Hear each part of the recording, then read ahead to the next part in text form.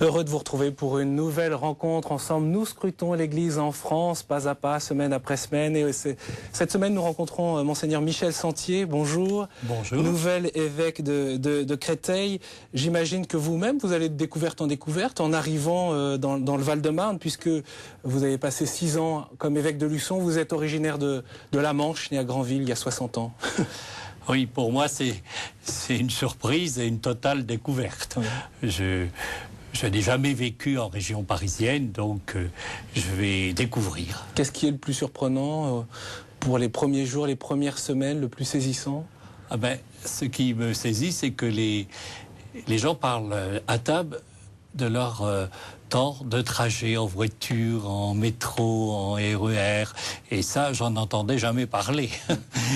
Votre diocèse est aujourd'hui 1 300 000 habitants. Dans la mémoire populaire, le Val-de-Marne, ce sont les guinguettes au bord de la Marne, où Jean Gabin chantait à tue-tête quand on se promène au bord de l'eau, où Jean Dréjac cantonnait le petit vin blanc. Fort contraste avec certaines cités populaires où se concentre aujourd'hui aussi la précarité ou le mal-être. La vie spirituelle dans le Val-de-Marne a été façonnée bien sûr par l'histoire et ses épreuves, ses joies. Nous pensons à Madeleine Delbrel et son souffle missionnaire dans la ville rouge d'Ivry, dans le contexte de l'après-guerre. Madeleine Delbrel, que vous apprenez, que vous découvrez, que vous connaissiez déjà? J'avais eu l'occasion de la connaître, de l'approfondir un petit peu, puisque j'ai été longtemps professeur dans un séminaire à Caen, donc lors de présentations à des séminaristes, oui, j'avais déjà découvert Madeleine Delbrel. Que votre devise épiscopale que vous avez choisie en 2001, que ma joie soit en vous. L'importance de la joie, pour vous, d'ailleurs, vous venez de publier un ouvrage, Soyez dans la joie, publié chez DDB. C'est important, cette joie chrétienne, retrouver, renouer avec la joie, qui parfois semble perdue quand on voit le visage ou des communautés chrétiennes. Certains Antillais ou Africains, peut-être de votre diocèse, reconnaissent assez facilement la tristesse ou la morosité des assemblées dominicales. C'est peut-être un peu sévère, hein, oui. Mais ce qui est important, c'est que les chrétiens redécouvrent la joie et la liberté de croire. Parce que si la foi est un devoir, si elle n'est confondue qu'avec des interdits, c'est ce qu'on pense souvent, eh bien c'est repoussoir. Mais si la joie vient d'une relation que nous créons dans la foi avec Dieu, avec le Christ, si cette joie consiste à aussi accueillir la joie des autres, à se donner aux autres, parce que finalement, le vrai bonheur, c'est de se donner aux autres. Et les témoins qu'on rencontre aujourd'hui, qui sont les plus heureux, ce sont ceux qui ont donné leur vie pour les autres. Comment choisit-on, comment avez-vous choisi, vous, votre devise épiscopale ? Alors ça s'enracine d'abord dans une expérience spirituelle personnelle vécue lorsque j'étais séminariste à Rome durant mes études bibliques, où j'ai vécu l'expérience spirituelle de l'effusion de l'esprit dans le renouveau. Il y a peu d'évêques d'ailleurs qui ont vécu cette expérience d'effusion de l'esprit, qui sont marqués par les communautés nouvelles, le renouveau charismatique finalement. Quelques-uns. Ouais. Tous n'en parlent pas forcément, mais de toute façon, quelqu'un qui devient prêtre religieux ou diacre, c'est qu'il a rencontré le Christ personnellement. Alors il y a plusieurs chemins. Des prêtres ou des évêques appartiennent à la fraternité Charles de Foucauld, d'autres sont de spiritualité pradosienne, d'autres. Mais il y a toujours dans la vie d'un témoin du Christ, un événement fondateur, et pour moi, ça a été cet événement fondateur, puisque la parole de Dieu qui m'a été lue ce soir-là dans la prière, c'est ce qu'on appelle l'hymne à la joie, dans la lettre de Paul aux Philippiens. Réjouissez-vous dans le Seigneur, je le répète, réjouissez-vous, soyez inquiets de rien. Mais en même temps, dans cette lettre, il y a ce magnifique portrait du Christ qui ne retint pas jalousement le rang qu'il égalait à Dieu, mais qui a pris la condition de serviteur, qui s'est abaissé jusqu'à la mort et la mort de la croix. C'est pourquoi Dieu l'a élevé. Et dans cette prière, la parole qui m'a été dite est tu seras un témoin de ma joie si tu acceptes d'être serviteur dans mon Église. Bon, je ne savais pas que ça me conduirait jusque-là. Mais c'est vrai que j'aime l'Église et j'aime la servir. Mais l'Église, c'est tous les chrétiens que j'ai rencontrés comme prêtre dans le diocèse de Coutances, comme évêque en Vendée, que je rencontrerai dans le diocèse de Créteil. C'est la joie d'un pasteur d'aller à la rencontre des gens, de les écouter, de les encourager, d'entendre leurs souffrances, d'entendre aussi leur chemin de vie, de résurrection. Je pense que vous devez être le seul, Monseigneur Sentier, je ne sais pas si on peut le voir, votre anneau épiscopal, il y a ce nom de la joie, ce mot de la joie qui est gravé là, dans cet anneau épiscopal. C'est dire si c'est gravé aussi dans votre cœur. C'est pour le manifester, que ça soit visible. Oui, mais vous savez, ça c'est la joie, ça se fabrique pas, c'est un don. C'est un don que l'on reçoit. Je crois que je l'ai reçu aussi par la grâce de la vie fraternelle. En vivant en communauté avec des consacrés, avec un autre prêtre qui m'a beaucoup donné, qui est décédé d'un cancer, que j'ai accompagné, mais avec qui j'ai vécu beaucoup de choses. Alors la joie, on la reçoit. On la reçoit du Seigneur, on la reçoit des autres. La joie passe par un travail d'éducation de longue haleine. C'est ce que vous soulignez. Oui, parce que c'est un long chemin de purification. Quand on lit, par exemple, la lettre de Paul aux Philippiens, il écrit, il a des cris de joie, et en même temps, il est en prison. Quand saint François d'Assise écrit le magnifique Cantique des créatures, il a, pour ainsi dire, perdu la vue. C'est-à-dire qu'il contemple la création autrement. Alors, la joie, c'est un chemin de purification. Et quand on la rencontre quand elle est vraiment très pure, eh bien, on sait qu'on est profondément touché par la joie de celui que l'on rencontre. Mais on peut la trouver chez des personnes handicapées. En Vendée, je l'ai trouvée à travers des handicapés qui s'appellent Joie de vivre et qui allaient en pèlerinage avec des jeunes. Et tous les jeunes étaient touchés par cette joie de ces personnes handicapées. On peut la trouver chez une personne âgée qui a atteint un temps de sérénité alors qu'on lui demande de tout lâcher. On peut la trouver chez une personne qui a connu une grande épreuve, mais qui s'est laissée toucher par le Seigneur au cœur de cette épreuve. Encore faut-il avoir les bonnes lunettes, si je puis dire, pour voir cette joie, pour pouvoir en goûter, pour pouvoir la partager, parce que vous citiez différentes situations de vie qui, en général, peuvent rebuter nos contemporains, faire peur, angoisser. Le handicap, la vieillesse, la maladie. C'est peut-être le chemin de l'Évangile. La joie a des racines de croix.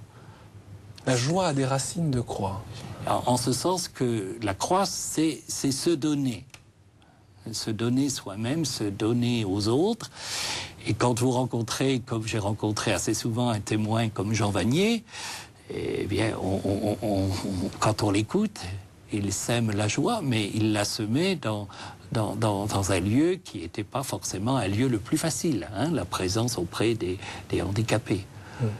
Monseigneur Sentier, vous évoquiez la Vendée. Avant d'être nommé à Créteil, vous étiez donc évêque de Luçon depuis 2001. Ce fut pour vous un peu un arrachement de quitter la Vendée, ceux avec qui vous aviez commencé à faire un bout de route. Vous avez eu le temps, malgré tout, de faire vos adieux au cours du mois de septembre et puis début octobre, et puis de souligner ce que vous laissez en héritage. On regarde, reportage. Après 6 ans, le diocèse de Luçon perd son évêque. Aujourd'hui, Monseigneur Michel Sentier quitte un diocèse homogène avec un enracinement de l'Église important pour rejoindre le diocèse de Créteil, diocèse où la population est d'une très grande diversité. De ses 6 ans à Luçon, Monseigneur Sentier reste marqué par l'appel aux vocations et la démarche synodale lancée en 2005. Le synode, c'est tout le peuple de Dieu, c'est tout le monde qui s'est exprimé. Les assemblées synodales, c'est vraiment aussi des représentants de tout le diocèse, de toute sensibilité. Donc les orientations, elles appartiennent au peuple de Dieu. Une nouvelle tâche attend donc ce spécialiste d'écriture sainte et ce passionné de marche au grand air. Et dans ce diocèse un peu moins vert que la Vendée, il a quand même déjà repéré quelques espaces à explorer. Monseigneur Michel Sentier, ce que vous avez souhaité dire aussi à ceux de Vendée, c'est laisser agir le primat de la grâce. Qu'est-ce que cela veut dire? Parce que cela a l'air de compter beaucoup pour vous, et je pense que ça guide et c'est une parole éclairante pour nous tous. Ouais, si, comme évêque, je ne comptais que sur mes propres forces et mes propres capacités, je crois que je serais très vite dépassé par la mission qui m'est confiée. Et vous savez que on peut s'appuyer comme évêque sur la prière du peuple de Dieu. On est en communion avec lui et chaque dimanche ou chaque jour, les chrétiens qui participent à l'Eucharistie confient au Seigneur leur évêque Michel. Et donc c'est une force. Je le disais à tous les confirmants. Vous priez pour votre évêque sans vous apercevoir. Oui, c'est vrai parfois, effectivement. Et c'est ça qui nous porte dans la mission. Donc la grâce est plus forte que nos seules capacités, même si, comme évêque, comme le disait saint François de Sales, 2 heures de travail intellectuel ou de travail de lecture et des temps de prière sont aussi nécessaires.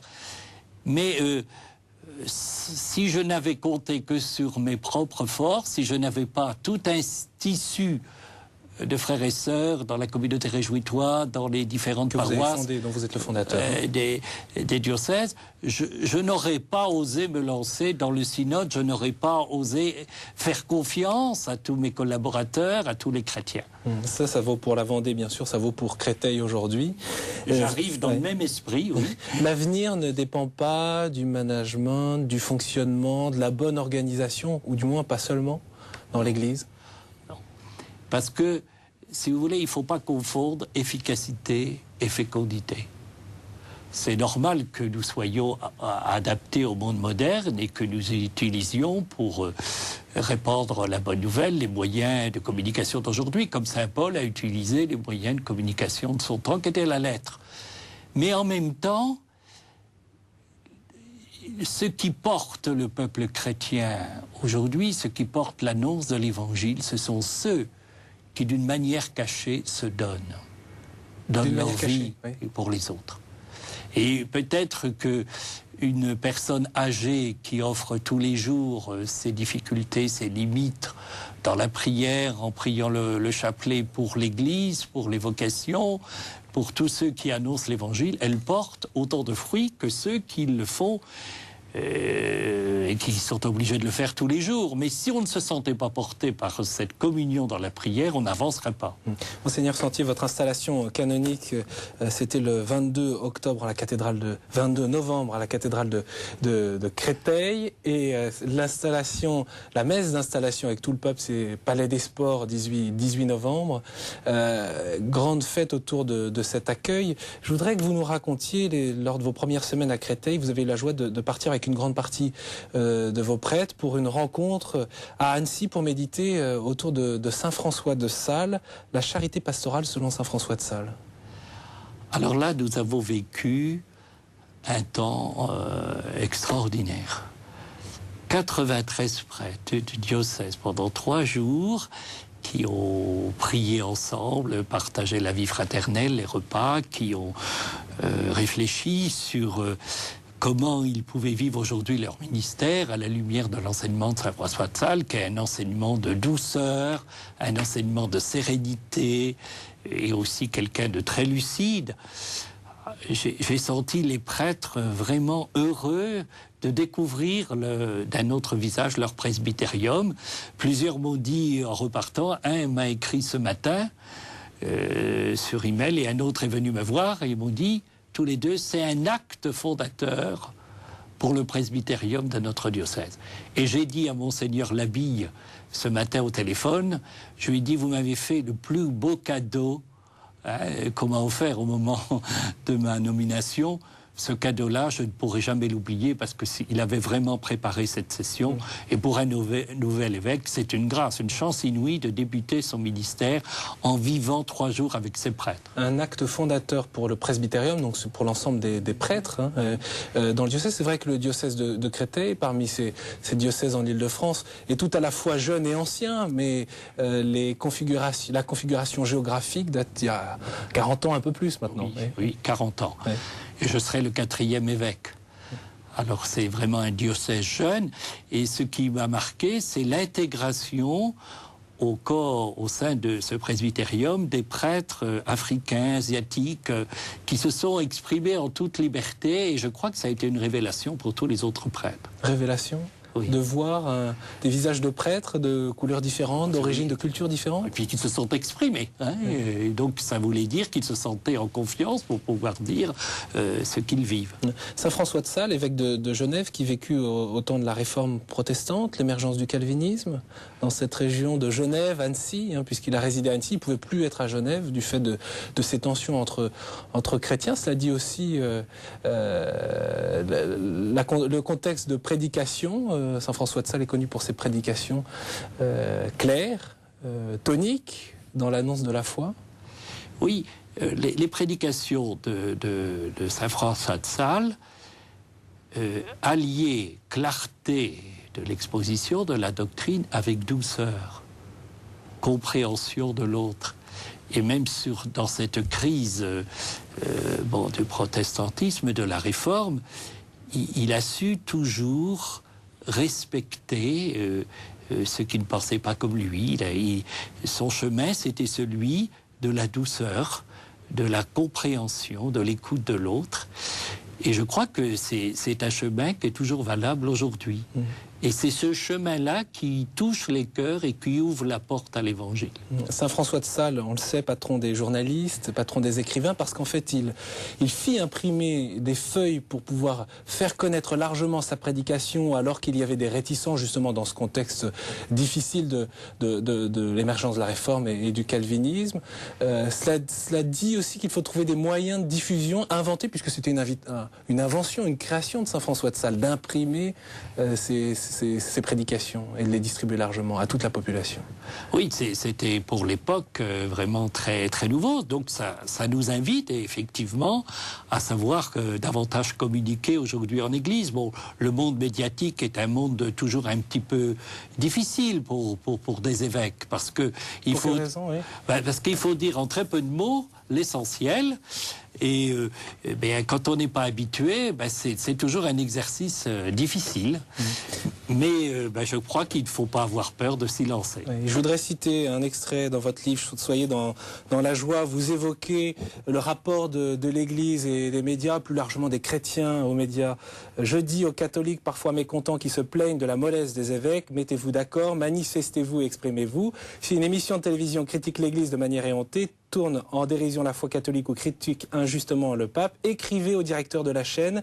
Les laïcs ont un grand rôle à jouer dans ce genre de combat.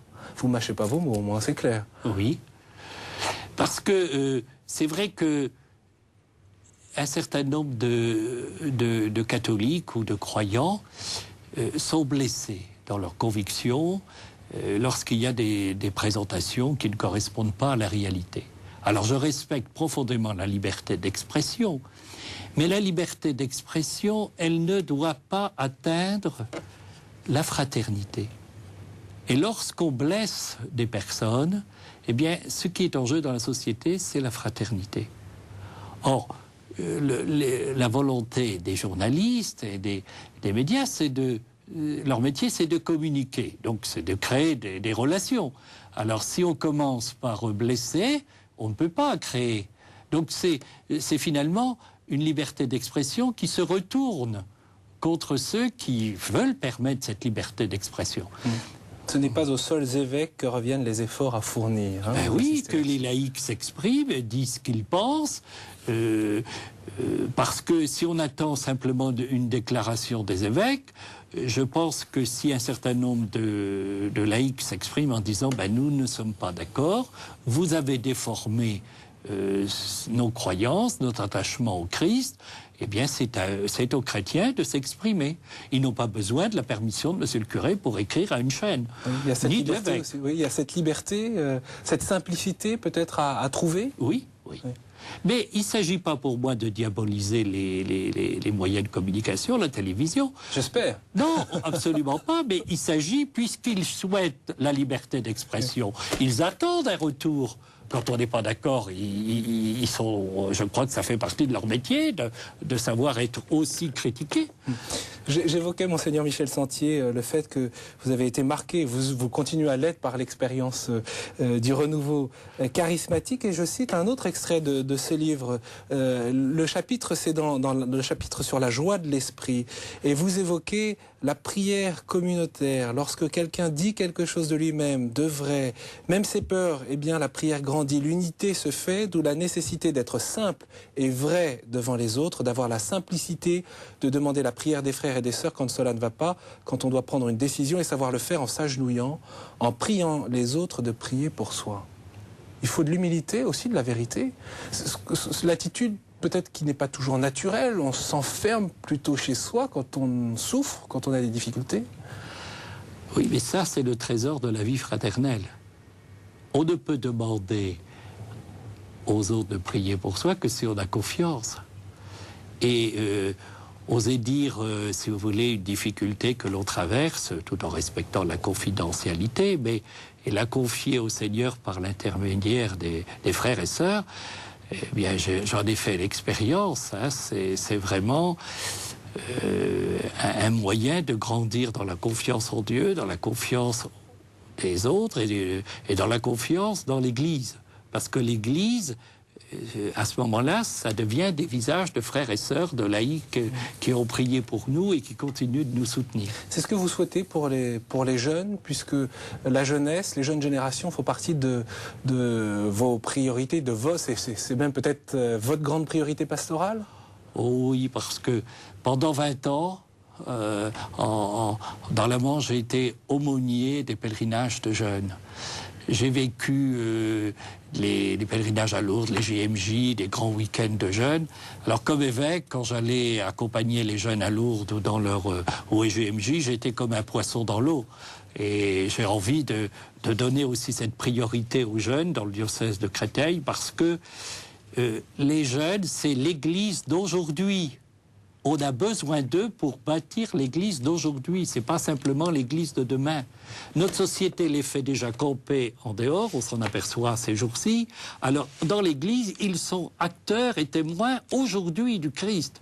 Parce que c'est eux qui peuvent être témoins auprès des autres jeunes. Et la bonne nouvelle est appelée à être annoncée sur les places publiques, sur les toits, aux quatre coins de la terre. Ce sont toutes les nations et tous les peuples qui sont amenés à prendre part à la joie de Dieu. Ça, c'est un propos missionnaire. C'est un propos plein d'allant. Oui. Qu'il faut mettre en pratique après. Et comme vous l'avez dit tout à l'heure, vous n'êtes pas seul. C'est avec tous qu'il faut le faire. C'est tout le monde qui doit se mettre en route. Bien, si chaque catholique, là où il vit, dans sa famille, dans son milieu professionnel, dans ses loisirs, eh bien, ose témoigner de la joie qu'il habite comme croyant, la foi ne sera pas perçue comme ringarde, puisqu'elle animera les engagements, les gestes, les rencontres journalières. Pour moi, la foi est une joie et un trésor, et quand on a un trésor dans le cœur, eh bien, on ne cherche qu'à le communiquer. Il y a un trésor que l'on peut s'offrir mutuellement dans le diocèse de Créteil. Célébrer les saints au diocèse de Créteil, c'est un sanctoral qui reprend l'ensemble de la prière des saints, bien sûr du Val-de-Marne, mais aussi les saints patrons des églises, des chapelles du Val-de-Marne. C'est un ouvrage qui vous tient à cœur, c'est un ouvrage de prière, hein, il faut bien le dire, un ouvrage même de prière liturgique. Je le reçois, cet ouvrage, de mon prédécesseur. C'est lui qui a accompagné tout le travail. Alors je ne m'attribue pas cet ouvrage. Je le reçois comme un héritage. Et c'est un instrument de prière, si je puis dire, d'ailleurs très beau, illustré avec des magnifiques photos de vitraux, de peintures, d'églises du diocèse. C'est une manière qui est donnée aux habitants du Val-de-Marne et aux chrétiens du diocèse de prendre conscience de toute l'histoire riche de ce diocèse, même si c'est un diocèse de banlieue, il y a toute une histoire et toute une tradition, et ça va permettre aux chrétiens d'aimer leur église au pluriel bâtiment, mais d'aimer leur église diocésaine. C'est pour permettre que les chrétiens grandissent dans l'attachement à leur église diocésaine. Et puis il y a ce rythme aussi de la prière qui revient au gré des fêtes, oui. Tous les jours, à une indication de prière pour prier en communion avec tel ou tel saint. Oui. Et les saints, alors à ce moment-là, ne deviennent pas des personnages du passé, ils deviennent des compagnons de route. Célébrer les saints au diocèse de Créteil, c'est donc le sanctoral qui a été publié récemment, à l'occasion notamment du 40e anniversaire du diocèse de Créteil. Un grand merci, Monseigneur Michel Sentier, d'avoir été avec nous. On peut retrouver bien sûr l'actualité de l'Église dans le Val-de-Marne sur le site internet catholique-val-2-marne.cef.fr. Vous avez tout cela qui s'affiche sur votre écran. Vous y retrouverez également, bien sûr, l'homélie, les photos de la messe d'installation de Monseigneur Michel Sentier. C'était le 18 novembre dernier. Un grand merci de votre présence et de votre passage dans notre émission. J'espère à bientôt pour l'actualité de votre diocèse. Dans notre émission, vous le savez, nous suivons pas à pas l'actualité de l'Église en France au gré de rencontres d'évêques chaque semaine. Donc bien sûr, à la semaine prochaine, on se retrouve même jour, même heure. Courage surtout.